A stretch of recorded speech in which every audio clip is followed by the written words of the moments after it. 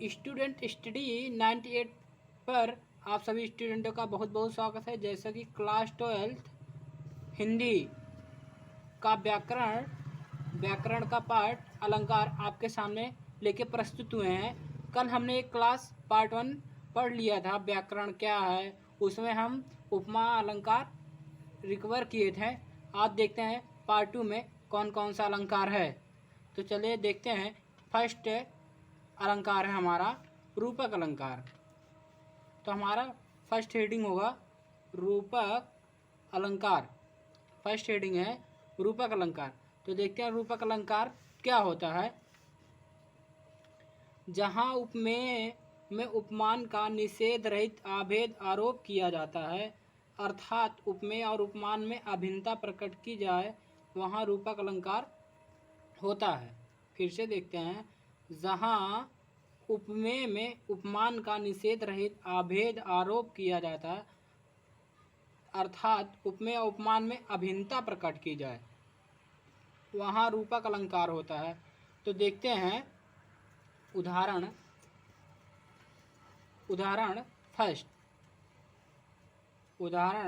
First देखते हैं। हम बहुत इजी उदाहरण देंगे। उदाहरण में है मुख चंद तुमरा देख सखी, मन सागर मेरा लहराता।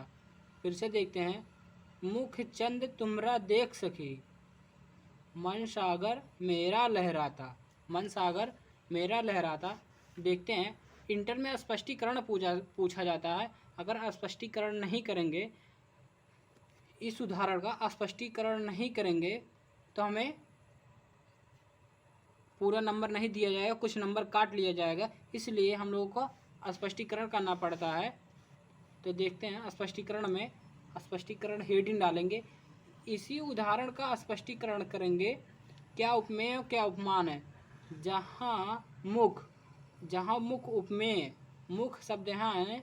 मुख उपमेय में चंद्र, मतलब जो चंद्र उपमान है, उपमान चंद्र का, जहाँ मुख में उपमेय चंद्र का भेद न करके एक रूपता बताई गई है, यहाँ रूपक अलंकार है। फिर से देखते हैं। जहाँ मुख उपमेय में चंद्र उपमान का भेद न करके एक रूपता बताई गई है, अतः यहाँ रूपक अलंकार होता है।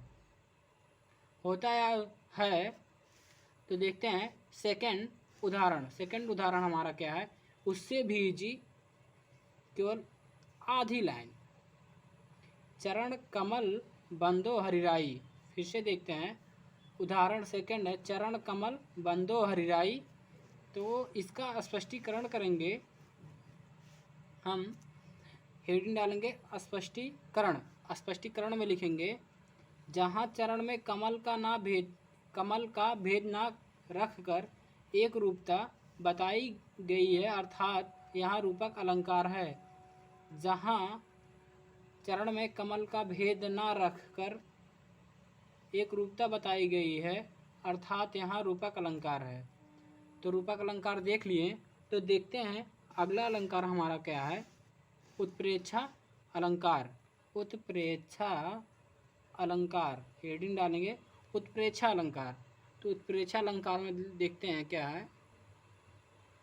उत्प्रेक्षा अलंकार, जहाँ उपमेय उपमान की संभावना की जाए, वहाँ उत्प्रेक्षा अलंकार होता है। मन मानो, जन जानो, मनहु जनहु आदि शब्द उत्प्रेक्षा के वाचक शब्द हैं। इतना जान लीजिए, जहाँ मन मानो या जन जानो या मनहु जानो जनहु शब्द आ जाए, वहाँ रूपक उत्प्रेक्षा अलंकार होगा।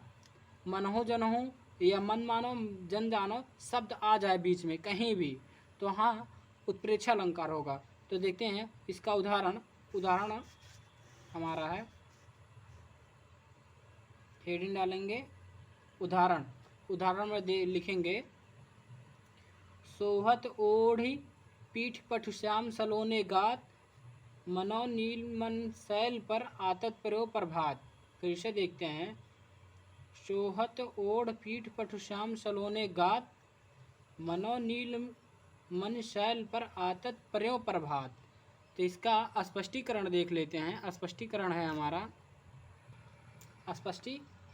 स्पष्टीकरण हेडिंग डालेंगे। स्पष्टीकरण में लिखेंगे जहाँ पीत वस्त्र धारण किए हुए कृष्ण के श्याम शरीर उपमेय में प्रातःकालीन धूप से शोभित नीलमणि शैल उपमान की संभावना की गई है, अतः यहाँ उत्प्रेक्षा अलंकार है। फिर से देखते हैं, जहाँ पीत वस्त्र धारण किए हुए श्री कृष्ण के बारे में कहते हैं, किए हुए कृष्ण के श्याम शरीर उपमेय और उपमेय में प्रातःकालीन धूप से शोभित नीलमणि शैल, जो शैल है उपमान की संभावना की गई है, अतः इसे उत्प्रेक्षा अलंकार कहते हैं। तो देखते हैं अगला अलंकार। हमारा अगला अलंकार है अनुप्रास अलंकार। अनुप्रास अलंकार देखिए हम कितना छोटा छोटा करके लिखा रहे हैं। तो अनुप्रास अलंकार में देखते हैं एकदम इजी डिफिनीशन या परिभाषा। देखिए एक लाइन में केवल एक ही वर्ड की बार बार आवृत्ति होने पर अनुप्रास अलंकार होता है। एक वर्ड की बार बार आवृत्ति होने पर अनुप्रास अलंकार होता है। फिर से देखते हैं अनुप्रास अलंकार। एक ही वर्ड की बार बार आवृत्ति होने पर अनुप्रास अलंकार होता है। तो देखते हैं उदाहरण। उदाहरण हमारा है, उदाहरण हेडिंग डालेंगे और देखेंगे कानन कठिन भयंकर भारी घोर घाम हिमबार बयारी। देखिए इसमें कहा गया है एक वर्ड की बार बार आवृत्ति। यहाँ भी का आया है, यहाँ भी का है, यहाँ भी भा आया है, यहाँ भी ये भा है, यहाँ भी घा है, यहाँ भी घा, बा आया है, बा आया है। तो मतलब है, कहने का तात्पर्य है एक ही वर्ड की बार बार आवृत्ति हुई है, मतलब का कहा गई, अर्थात यहाँ अनुप्रास अलंकार है। देखते हैं स्पष्टीकरण में। स्पष्टीकरण इस उदाहरण में का भा रा मा एक से अधिक बार आए हैं, इसलिए अनुप्रास अलंकार है या होता है। यहाँ पे स्पष्टीकरण में हमने बताया न का भ घा, अब माँ यहाँ भी आया है, माँ यहाँ भी आया है, बा भी आया है। मतलब एक वर्ड की बार बार एक से अधिक बार यदि आए तो वहाँ अनुप्रास अलंकार होता है। तो देखते हैं अगला अलंकार है हमारा शेक अलंकार। अगला है यमक अलंकार। यमक अलंकार में देखते हैं जब एक ही शब्द के दो बार या दो से अधिक बार आता है और भिन्न भिन्न अर्थ में प्रयुक्त होता है तो वहाँ यमक अलंकार होता है। कहने का तात्पर्य समझिए। फिर से देखते हैं पहले, जब एक ही शब्द के दो बार या दो से अधिक बार आता है और भिन्न भिन्न अर्थ में प्रयुक्त होता है तो वहाँ यमक अलंकार होता है। कहने का तात्पर्य जब एक शब्द दो बार, कोई शब्द दो बार आए लेकिन दोनों का अर्थ अलग अलग हो तो वहाँ अनुप्रास अलंकार होता है। तो देखते हैं उदाहरण में। उदाहरण देखते हैं, हेडिंग है उदाहरण। उदाहरण में हमारा काली घटा घमंड घटा नवमंडल तारक वृंद खिले। कहने का तात्पर्य यहाँ भी घटा एक बार आया, यहाँ भी घटा एक बार आया, लेकिन दोनों घटा का अर्थ अलग अलग है। एक घटा का मतलब कम हो गया, एक घटा का मतलब बादल ने। तो देखते हैं काली घटा घमंड घटा नभ मंडल तारक वृंद खिले। तो स्पष्टीकरण देखते हैं। स्पष्टीकरण इस उदाहरण में घटा शब्द दो बार आया है और यहाँ दोनों स्थानों पर उसमें अर्थ भिन्न भिन्न है। इस उदाहरण में घटा शब्द दो बार आया है और दोनों स्थानों पर उसमें अर्थ भिन्न भिन्न है। हमने कहा ना कि एक शब्द आए तो उसका दो अर्थ निकले, मतलब यहाँ 2 बार घटा शब्द आया है तो यहाँ का दोनों का अर्थ अलग अलग हो, दोनों शब्द का।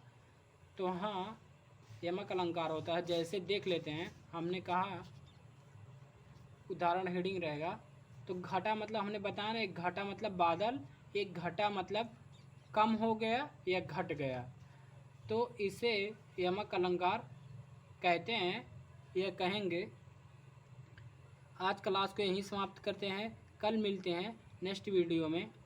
यदि वीडियो पसंद आया है तो चैनल को सब्सक्राइब करें, जिससे कि नोटिफिकेशन आप सभी तक तुरंत पहुंच जाए।